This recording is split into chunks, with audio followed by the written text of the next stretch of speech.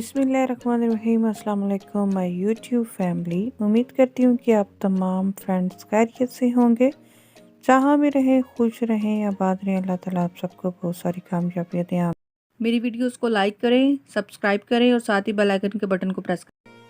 बिस्मिल्लाहिर्रहमानिर्रहीम। सबसे पहले जी ये मैंने 1 किलो आलू ले लिए हैं। ये बॉयल आलू हैं। वीडियो को लाइक कर दें और चैनल पे न्यू है तो चैनल को सब्सक्राइब कर दें और साथ ही बेल आइकन के बटन को प्रेस कर दें। अब इसको हम लोग अच्छी तरह से मैश कर लेते हैं और कीमे के कबाब से भी ज़्यादा मज़े के ये हमारे आलू के कबाब जो बनेंगे, जिस तरह से मैं आपको बताऊंगी इस तरह से आप लोग भी ट्राई कीजिएगा। बहुत मज़े की आसान सी रेसिपी है। इसके अंदर मैंने फ्रेश धनिया ऐड कर दिया है और एक अदर मैंने प्याज लिया था, चॉप करके रखा हुआ था, वो भी मैं इसके अंदर ऐड कर देती हूँ। अब इसके अंदर जो स्पाइसेस ऐड करने हैं वो मैं आपको बता देती हूँ। सबसे पहले जी मैंने इसके अंदर नमक, सूखा धनिया, गरम मसाला, कुटी हुई मिर्च और कसूरी मेथी, ये तमाम स्पाइसेस आप लोग अपने टेस्ट के मुताबिक ले सकते हैं। मैं इसके अंदर ऐड कर देती हूँ और इसको अब हम अच्छी तरह से मिक्स कर लेंगे। ये देख सकते हैं जी हमारे मज़ेदार से जो मटेरियल है वो तैयार हो चुका है।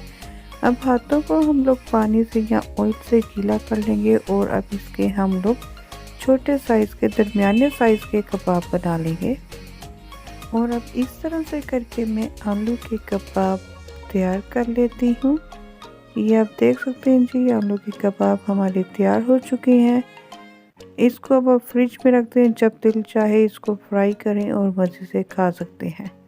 तो अब हम लोग नेक्स्ट स्टेप की तरफ चलते हैं। यहाँ पर जी मैंने 2 चम्मच चक्की का आटा ले लिया है। इसके अंदर नमक और मिर्च ऐड कर दी है। इसके अंदर मैं थोड़ा सा पानी ऐड कर दूंगी और इसको हम लोग अच्छी तरह से मिक्स कर लेंगे। ये लिक्विड की तरह पतला सा हम लोगों ने बना लेना है इस तरह से करके।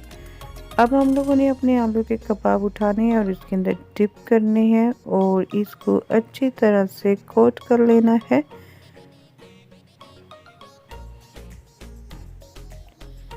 इस तरह से आप लोग भी ट्राई कीजिएगा, बहुत मज़े के कबाब बनते हैं। तवे के ऊपर मैंने ऑयल ऐड कर दिया है और वो गर्म होने के लिए रख दिया है और ऑयल हमारा गर्म हो चुका है और इसके अंदर अब मैं कबाब ऐड कर देती हूँ। इस तरह से करके हम लोगों ने तमाम कबाब अपने अच्छी तरह से फ्राई कर लेने हैं। आटे के साथ कोट करने से जो हमारे कबाब हैं बहुत ज़्यादा क्रिस्पी बनते हैं। तो इस तरह से तमाम कबाबों की साइड में साथ साथ चेंज करती जाऊंगी। फ्लेम को मीडियम रखना है ताकि हमारे जो कबाबों के ऊपर जो बैटर लगाया है वो अच्छी तरह से पक जाए। तो मैं साथ साथ साइड भी चेंज करती जा रही हूँ।